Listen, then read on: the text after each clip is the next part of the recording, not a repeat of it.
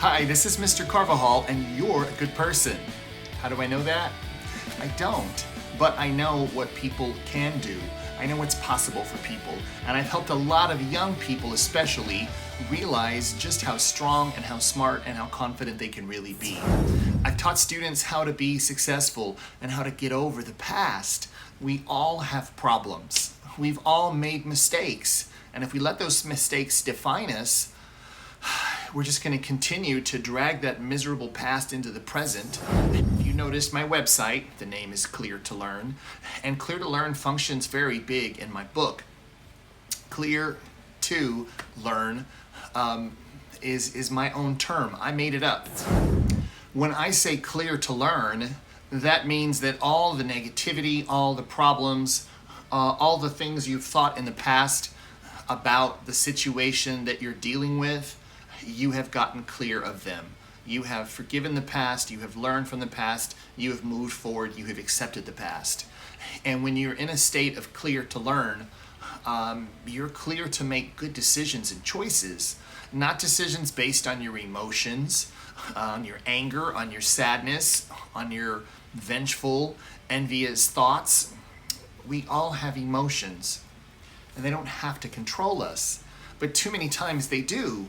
Now, if you're thinking, my emotions don't control me, well, sorry to disagree with you, but you're probably wrong. We make emotional decisions. We are too angry, we're too upset, or we're too nice and we love too much. How many times do you see parents with children, and the children's are little monsters, and their parents feel powerless to do anything about it? Yes, those parents need to get clear to learn. And with couples, angry, arguing, screaming, fighting, and he did this and she did that. Who's at fault? Well, they both are, of course, but they're so caught up in being upset with each other that they can't even think straight. And that's, once again, getting into a state of being clear to learn means that you can see that person for the person they are and not all the backlog of upset and anger that you carry with you, that all of us carry with us. How do you get clear to learn? Well, you consciously forgive. You think about what has made you mad, sad, afraid, worried, feel bad, that person that you've been holding a grudge against, that person that you say, I just can't forgive. Yes, you can. You absolutely can. And it comes back to the point that I made last time of you can't let your emotions control you. Your emotions, they're great. I would not want to do without them, but your emotions should not be in the driver's seat. So even if your emotions are telling you, no, I can't forgive, yeah, you can. Trust me, you can. I can, you can, we all can. And the best way to put yourself on the right track is to say the words no matter how you feel. Just like you're going to do what's right no matter how you feel. And you get into that habit of creating this integrity with your past so that you don't have those past memories controlling you. You will suddenly have a lot more freedom to see people for who they really are instead of all the years of disappointment and upset. You can get to know that person again. And think about it. What needs to be forgiven from your past? What are the things you're holding on?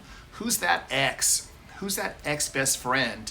What was that time when you really screwed up and you wish you could go back and change those mistakes that you made? You can't go back and change them, but you can purposely forgive them. And purposely forgive them until eventually your mind is clear. You have become clear to learn. The person that I learned that with the most is my father. My father and I did not get along. We spent many years arguing with each other, fighting with each other. And once I started realizing this, that I'm going to forgive him, regardless of whether he deserves it or not, regardless of whether or not he ever changes, I have to forgive for myself because I wasn't happy. I wasn't living a good life. And it's almost as if I was having a miserable, messed up life just to prove that my old man screwed me up. If I was happy and healthy and living well, what could I blame him for? Now, of course, I didn't consciously think that out, but subconsciously it was there in the back of my mind. I had this belief that my dad screwed me up. My dad ruined my life, and I was going out of my way to make it the truth until I learned how to forgive, and that was the key to everything else. That was the key to getting my book written and learning how to help people, really help people, not just get them excited for a weekend seminar, but show people how to live their lives differently and have different outcomes than they ever expected in the past. And you can do the same for you. So if you're interested in finding out more, be sure and pick up my book, Brutal Kindness, available on Amazon.com, and subscribe, join the club of people who like to be positive on purpose and work for a future that you are happy to work for and looking forward to. That's all for now. Have a great day, and thanks so much for tuning in. Oh, and before I go, remember, you're a good person.